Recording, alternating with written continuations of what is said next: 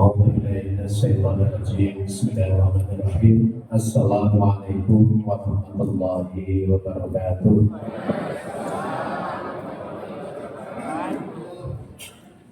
Selamat pagi dan salam sejahtera untuk kita semuanya. Ada yang non muslim di sini?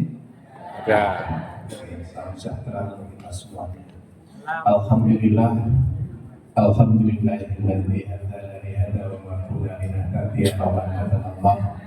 Allahumma shalli wa sallim wa barik ala sayyidina Muhammad wa ala ali sayyidina Muhammad. Allahu ta'ala fi kitabil karim wa a'udzu billahi minasyaitonir rajim. Bismillahirrahmanirrahim. Ya ayyuhan nas taqu rabbakum alladzi khalaqakum min nafsin wahidah wa khalaqa minha zawjaha wa basa minhuma rijalan katsiran wa nisaa wattaqullaha alladzi tasaaluna bihi wal arham innallaha kana 'alaikum raqiba. Shadaqallahu al-'azim.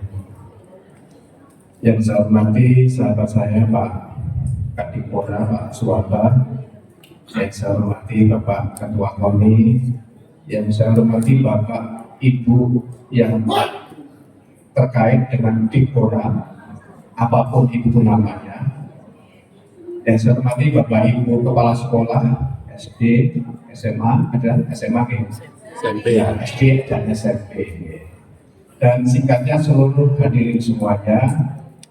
Alhamdulillah pada kesempatan pagi hari ini kita bisa bersama-sama untuk mengajarkan acara halal bihalal yang dilaksanakan oleh Dinas Dipora ini dalam keadaan sehat walafiat.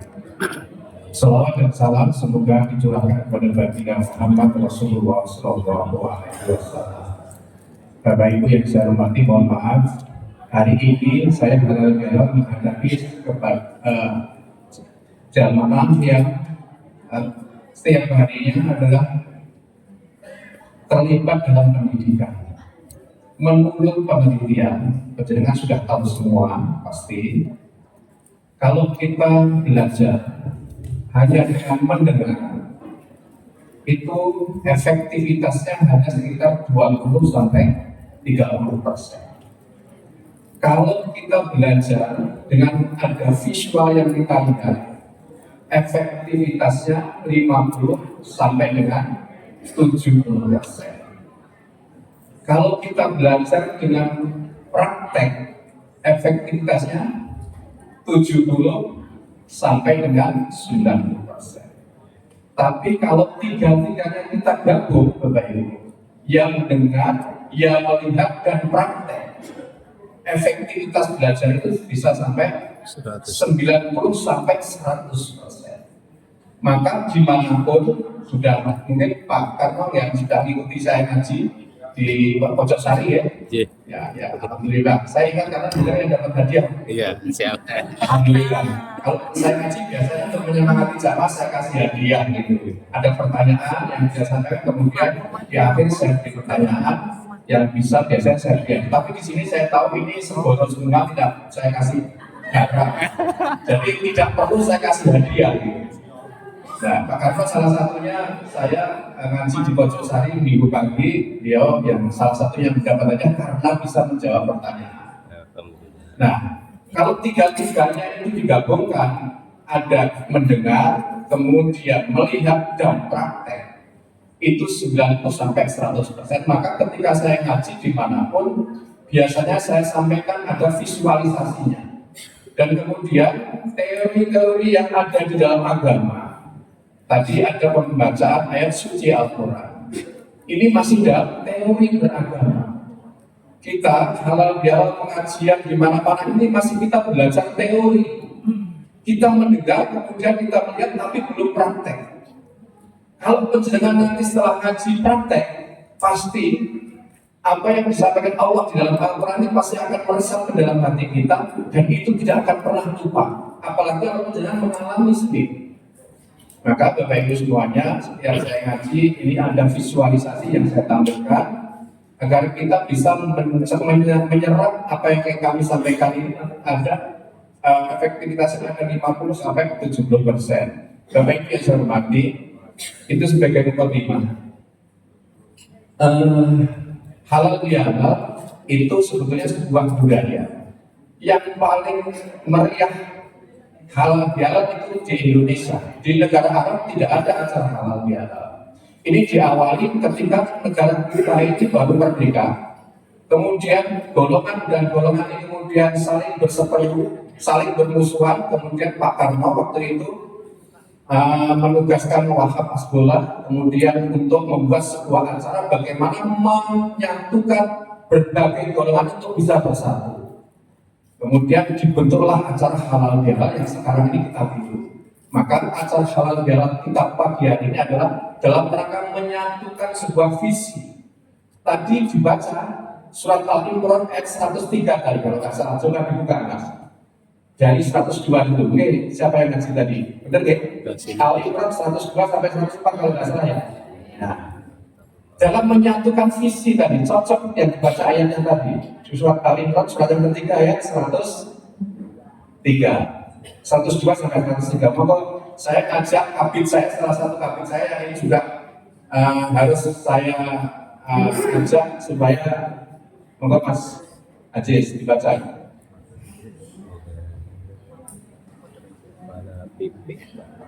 Kepala PPR.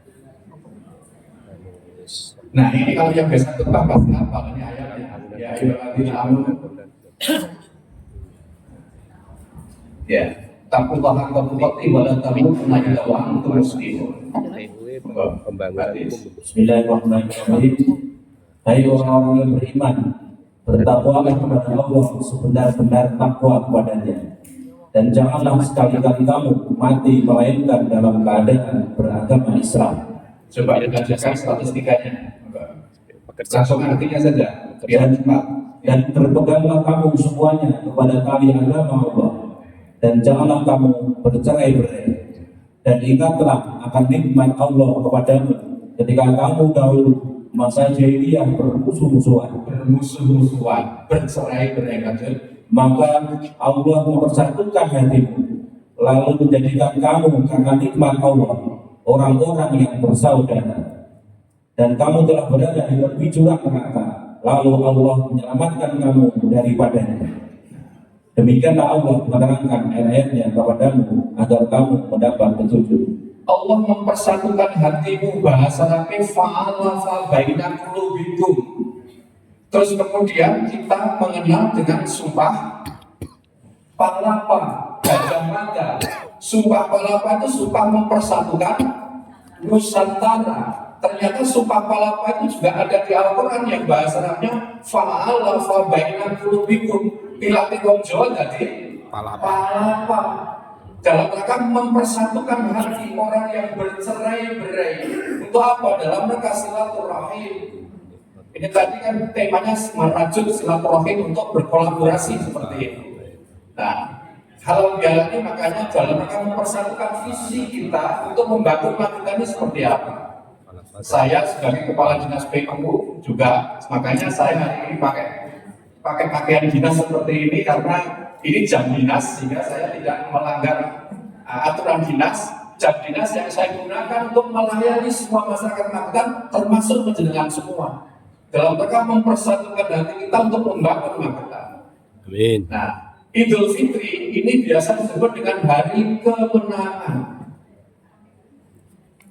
Kalau kita dikatakan menang, berarti sudah melalui sebuah perlombaan atau pertandingan. Kira-kira penjenengan sudah merasakan menang atau masih bertanding? Terus kemudian Idul Fitri dikatakan kembali kepada suci. Kira-kira siapa yang menang? Kalau kemarin puasa 1 bulan itu tujuannya adalah la'allakum tattaqun. Tujuan kita ibaratnya kita ini ke Jakarta. Sekarang kita berjalan menuju Jakarta. Puasa kita tujuannya takwa, kita sedang menuju ketakwaan. Harus dievaluasi, dimuhasabah diri kita. Apakah kita ini sudah sampai tujuan puasa atau belum? Siapakah yang menang itu? Coba dibuka surat 78 ayat 31. Innal muttaqina mafaza kata Allah. Orang yang bertakwa itulah yang dikatakan menang. Sehingga dikatakan hari Idul Fitri adalah hari kemenangan, berarti orang-orang yang sampai kepada tujuan ketakwaan itulah yang dikatakan orang yang menang. Coba buka. Sesungguhnya orang-orang yang bertakwa mendapat kemenangan. Nah, kalau ini minal aidin wal faizin itu tegasnya apa, Bu? Pak? Mohon maaf lahir batin. Sudah berapa kali kita halal bihalal? Sudah berapa puluh kali kita halal bihalal? Minal aidin wal faizin artinya masih mohon maaf lahir dan batin. Faizin itu apa Pak? Penonton atau simbol? Faizin itu beruntung. Faizin itu kemenangan. Jadi minal aidin wal faizin ini artinya adalah sebuah doa. Mudah-mudahan kita semua kembali kepada Allah dengan membawa kemenangan. Lah kok terus mohon maaf lahir batin? Kuwi terusan bahasa minal aidin wal faizin bukan maknanya. Makanya Idul Fitri dikatakan hari kemenangan karena orang yang bertakwa lah yang menang. Tujuan puasa adalah takwa. Sekarang kita lihat apakah kita sudah sampai ke tujuan atau belum? Apakah kita sudah menjadi pemenang atau belum? Yang dikatakan takwa itu yang bagaimana? Kata Allah, ini menurut Allah bukan menurut Muhtar, menurut Al-Quran bukan menurut kepala PU, bukan menurut madhab ini, bukan, tapi langsung menurut Allah Subhanahu wa Ta'ala. Coba dibuka surat Al-Imran ayat 133 sampai selanjutnya. Monggo. Dan bersegeralah kamu kepada ampunan dari Tuhanmu dan kepada surga yang luasnya seluas langit dan bumi yang disediakan untuk orang-orang yang bertakwa. Wa sari'u ila mawfiratin min rabbikum wa jannati 'arduha samawati wal ardu 'indat lil muttaqin. Tinggal marang pangapurane Gusti lan swarga sing panggone saombone langit lan bumi sing kabeh mau bakal tak paring marang wong-wong sing takwa. Dengan pengen swarga to mboten? Amin. Syaratnya pun ngertos? Syaratnya pun ngertos pun lakone? Kita lihat wis lakone, wis dilakoni apa durung? Sing takwani sing dos pundi monggo. Dilanjut ayatnya. Yaitu orang-orang yang menafkahkan hartanya baik di waktu lapang maupun sempit. Sampun lakoni Bu? Alhamdulillah, berarti wis teko tujuan, wis lakoni. Lapang dan sempit. Lapang sampun? Sempit sampun? Alhamdulillah sampun. Berarti wis teko Jakarta. Nggih. Terus lanjut. Dan orang-orang yang menahan amarahnya. Wis sabar apa sing ngamukan? Wis lakoni taman apa dereng? Wis teko tujuan apa dereng? Kok menang? Kok minal aidin wal faizin? Padahal yang menang tadi orang yang bertakwa, wong sing wis praktek. Nah, apa dikira wae iki bakal akan mlebu swarga nek urung praktek? Kata Allah. Surat 2 ayat 214. Coba buka lagi nanti dilanjutkan. Monggo. Apakah kamu mengira bahwa kamu akan masuk surga? Padahal belum datang kepadamu cobaan sebagaimana halnya orang-orang terdahulu sebelum kamu. Apa kok kira awakmu iso mlebu swarga nek urung tak coba? Cobanya apa? Kae sing ngomong wis kae jare tak jajali, tak tekane dulure, tak kon larani atine. Nesu apa sabar?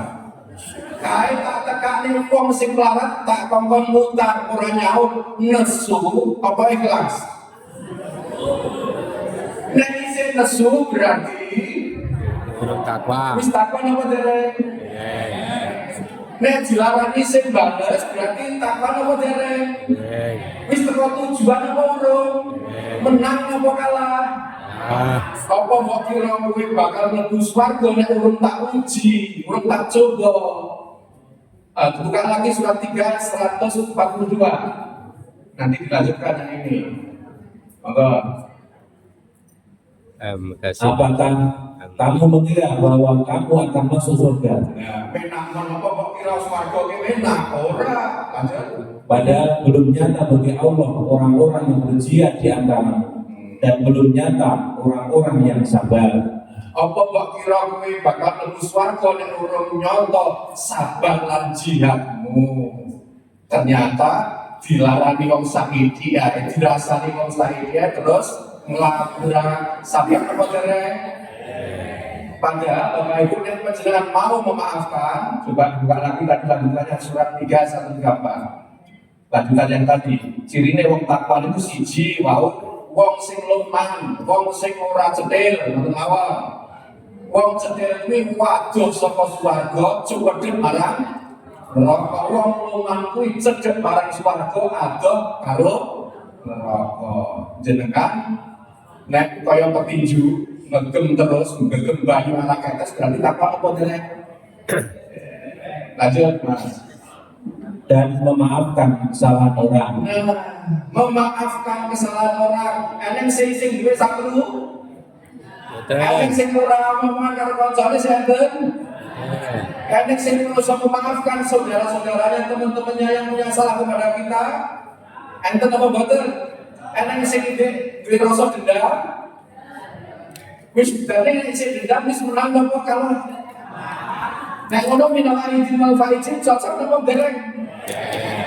Wis teko Jakarta apa sing teko Tegal?